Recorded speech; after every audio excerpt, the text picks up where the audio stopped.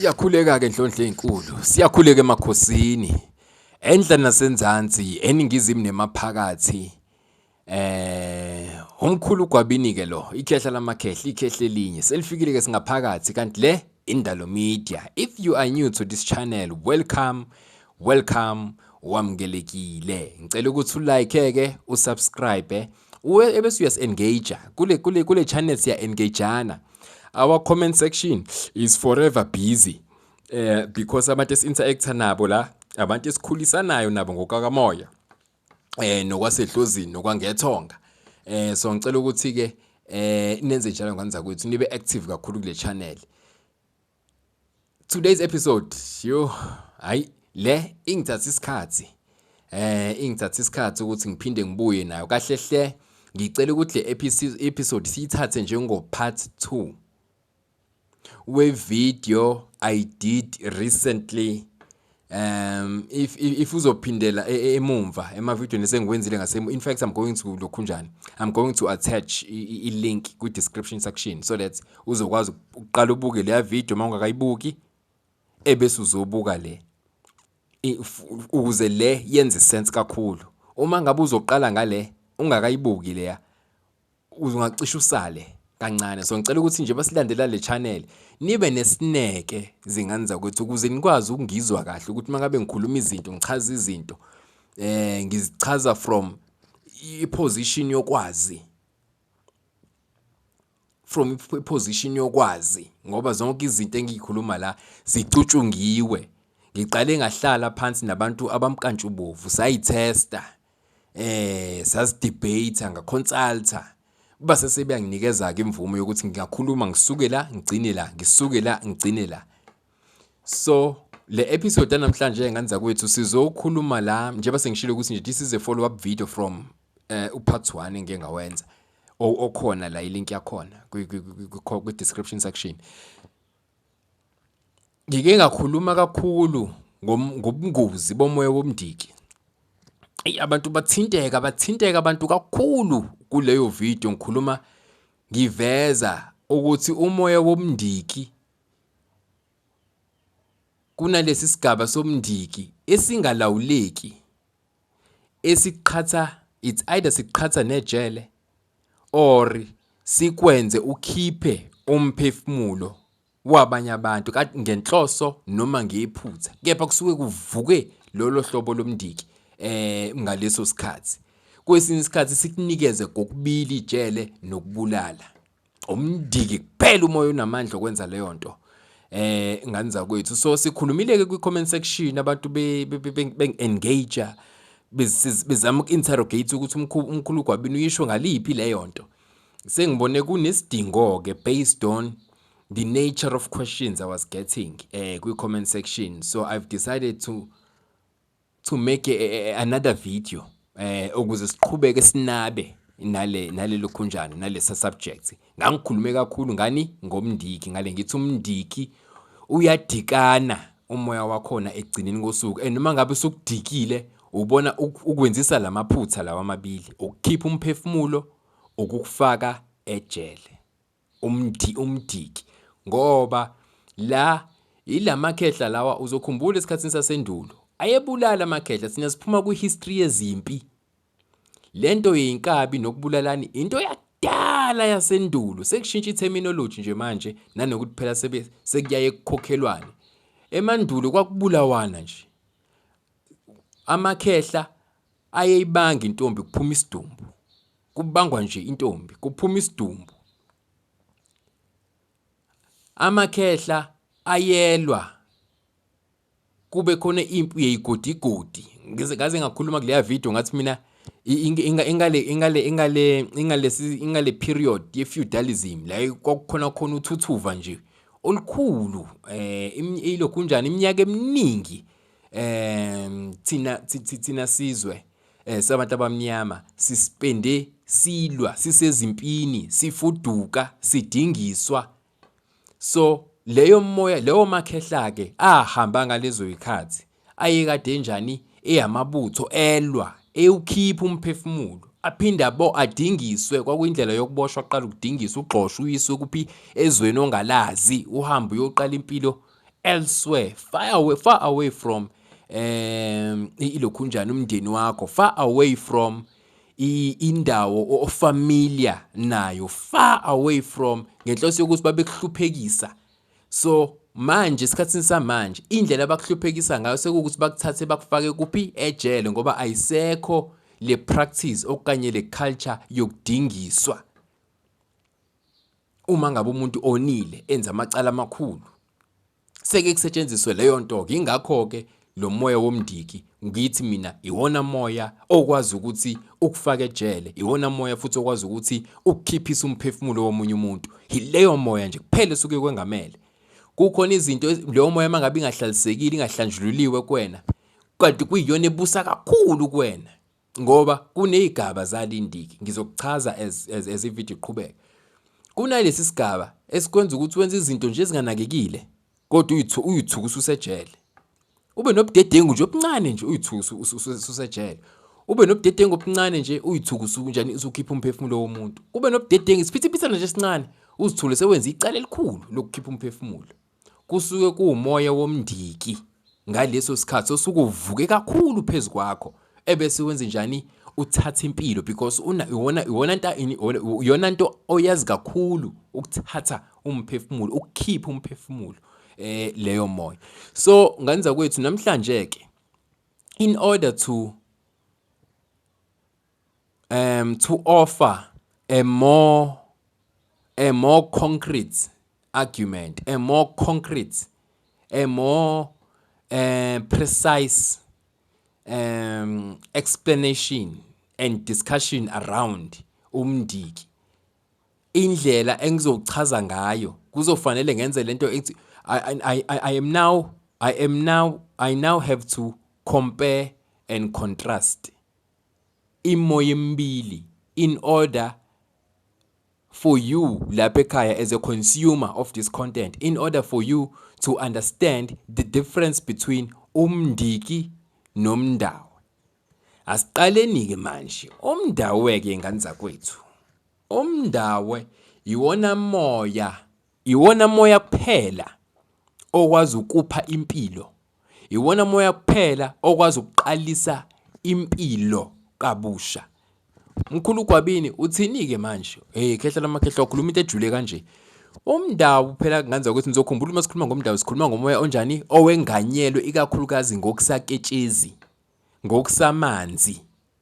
That is why abantu mangabe belungisa imoya yomndawo, ilokhunjana ikhaya labo kuyaye kuba amanzi, kuba impophoma, iziziba, imfula ehambayo, and so on and so forth. Belungisani umndawe, amandawe abo. Ukhumbule ukuthi naso qobo-ke isizwe samandawo, isizwe esasikhonze ukwakhela ikakhulukazi osekwini lemfula, because impilo yabo, their livelihood depended heavily on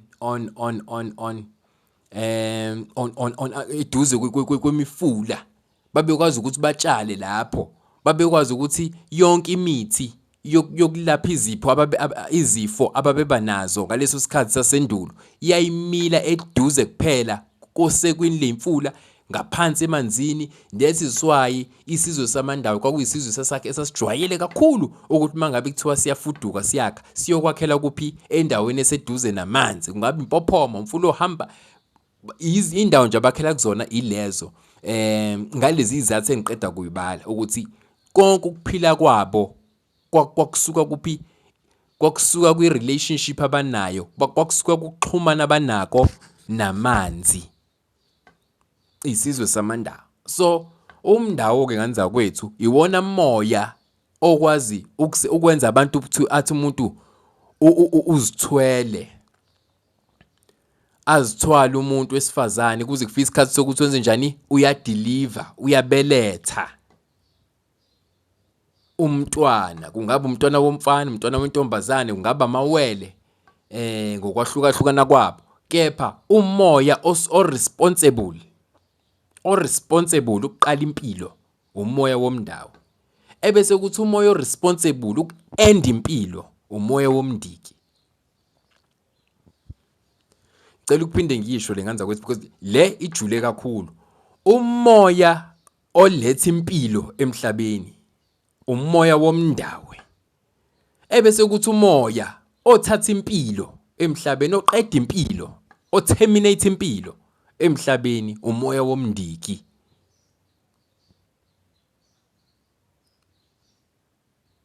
Umoya womndiki.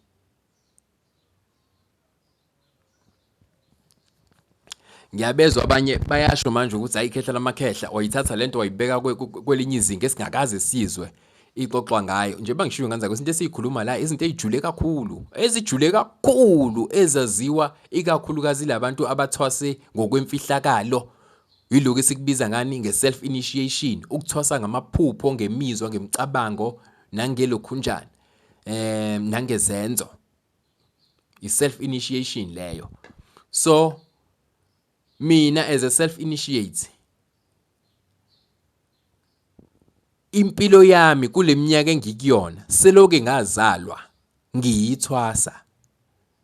Namhlanje ngisayithwasa ngoba mina njengomkhulu Gwabini uma ngabe ngithatha manje isithongwana njengoba nje ngenza le video ngiyenza uSunday. Ngiyazi mhlawumbe emhlazane niyibuka nina kuyobe kungasewona uSunday. Kepha nje namhlanje uSunday. Besiqeda le Easter lokhunjana, ama holiday lawe Easter njengoba ngenza le video. So uma kuthiwa ngithwasa ithatha isihlwathi manje ngokwezibonakaliso engizozibona ziyakhombisa ukuthi I am still an initiate, I am still a student, I am still learning, I am still developing myself, upskilling myself spiritually. Ngoba lento yokuthwasa akuyona i-event, awuyenzi uyiqede. Akuyona i-occasion mina, awuyenzi awuthi hayi sengenzile sengiqedile. Usuke usuzibophezela uzinikela ngabo bonke ubuwena neminyaka osayibekelwe phansi komthunzi welanga ukuthi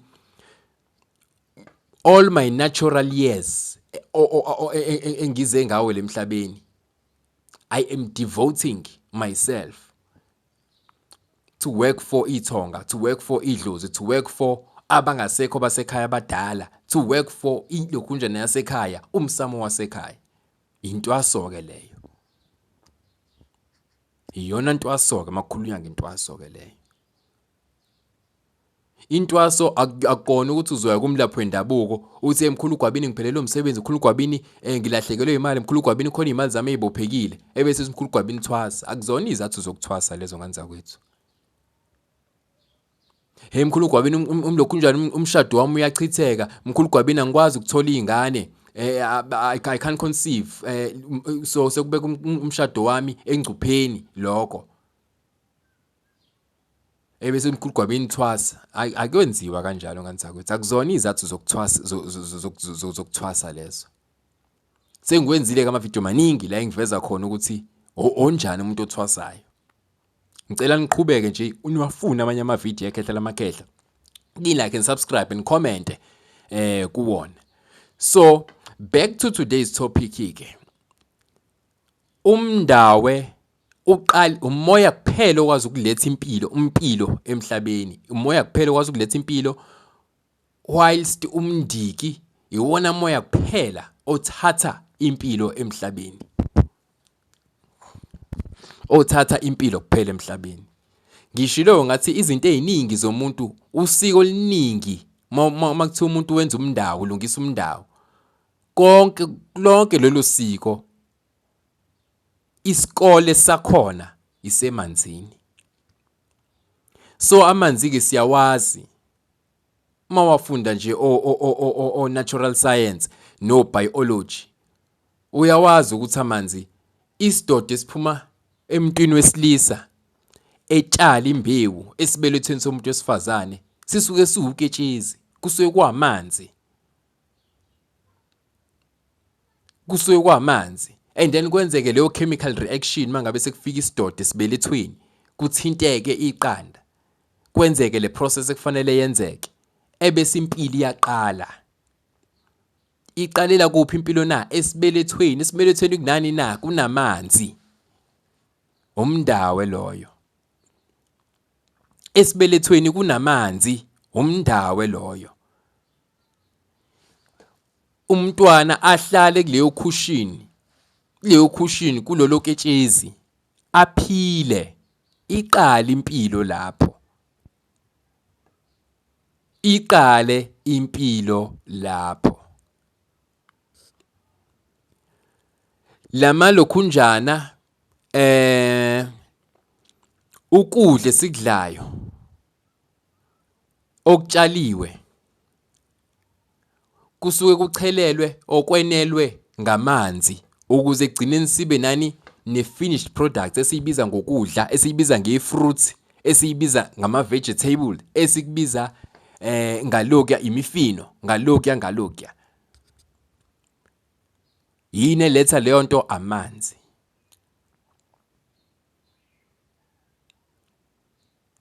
Yini amanzi? Umndawo. Impilo iqalwa emhlabeni umndawo, iqalwa amanzi. Ama-building amakhulu amahle, ibhedlela, amahhotela, amaphalamende, all these complex structures, i-component esetshenziswayo ama-bridge, i-component ebalulekile esetshenziswayo amanzi. Amanzi ayisiqalo sayo yonke into ekhona phansi komthunzi welanga. Umndawo loyo. Umndawo. Ingakho abahlakaniphile, o-civil engineer abahlakaniphile, uma ngabe benikezwe i-projects, mhlawumbe like a huge projects yokwakha mhlawumbe i-bridge emfuleni omkhulu ohlonishwayo. Ngisho abelungu bayayenza lento, ngisho ama-China ngake ngayibona ngamehlo beyenza. Bayake bathi befika kuloyo mfula abazokwakha khona i-bridge. Into yokuqala abayenzayo is to perform, in fact ukwenza ama-offerings. Becela kule moya engena engaphansi kwesikole samandawe ukuthi lento abazoyenza la bacela ukuthi angathuki lo muntu obusayo kulawo manzi, ayenze projects iziphele. Uma ngabe beyigejile lo process yokwenza ama-offerings, yokunikela, kukancane ukuthi leso structure siyahlala. Imvula nje ilandelayo zidlula nalo lelo bridge ngobani aba-offerishanga, abayenzanga i-offering, abacelanga ukuqala into entsha obekuzoba yi-bridge esuke lizokwenza impilo zabantu zibe lula. Isiqalo sakho konke okuphansi komthunzi welanga amanzi. Amanzi yini? Iwona mndawo ke loyo. Yingakho ngithi umkhulu Gwabini ngokwambulelwa kwami, impilo nathi thina abantu konke okungaphansi komthunzi welanga kuqala ngani? Ngamanzi, ngoketshezi.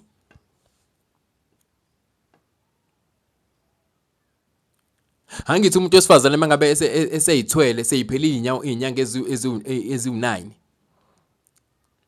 ayaqhuma amanzi, asuke sesignala uqala ke kwempilo ke, as we know it, mina nawe ayaqhuma amanzi.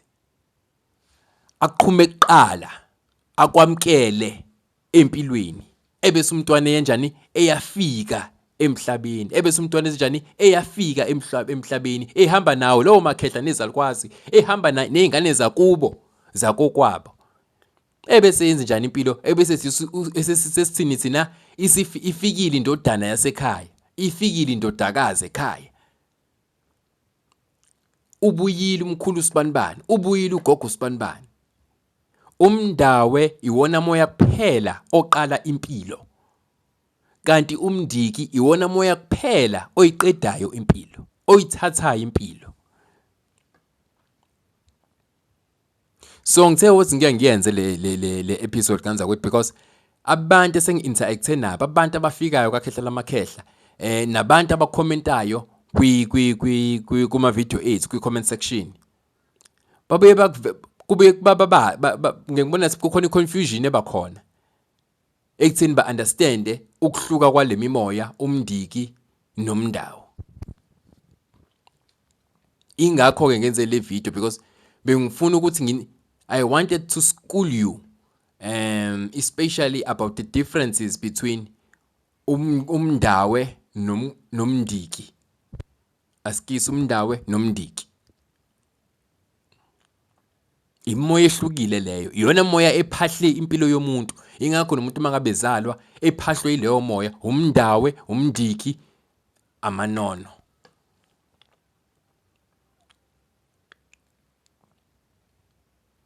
So yonke into ke khona phansi komthunzi welanga iqala ngani? Iqala ngamanzi. Akukho kukhona ongekuze kube ongawadinga amanzi. Umhlaba I think umhlaba consist only 30% walento esiyibiza ngeland. U70 nje percent wamanzi. Imifula, amaxhaphozi, yilokhunjane kuze kuyongenela kuphi olwandle. Zonke lezo igaba zamanzi zenza u70%. So yonke into ifoundation yakhona iyumndawe. Ngiyathemba nganza kwethu ukuthi nizwile le topic nambuleleka kuyona. Senzothi nani manixoxa nabanye nixoxe from a position of knowing, from a position of having facts. Ngoba into basesikhulumile la kaNdalo Media and Podcasting into esisuke isidlule ebantwini impela abayinzula. Ngiyabonga kakhulu nganza kwethu sizoqhubeka sikhulisane sakhane kamoya. Sengijwayele ukuthi ke ngishiye inamba yami our WhatsApp line. Nganza kwethu our WhatsApp line. Okay, I think le it deserve nje a separate video. Ngoba kunento evelayo ngalo WhatsApp line engahambi kahle. Engizofisa ukuthi ngiyilungise. Kodwa for now, thank you very much for choosing us. Ngicela ukuthi sibambe la. This is Umkhulu Gwabini kanti le Indalo Media and Podcasting.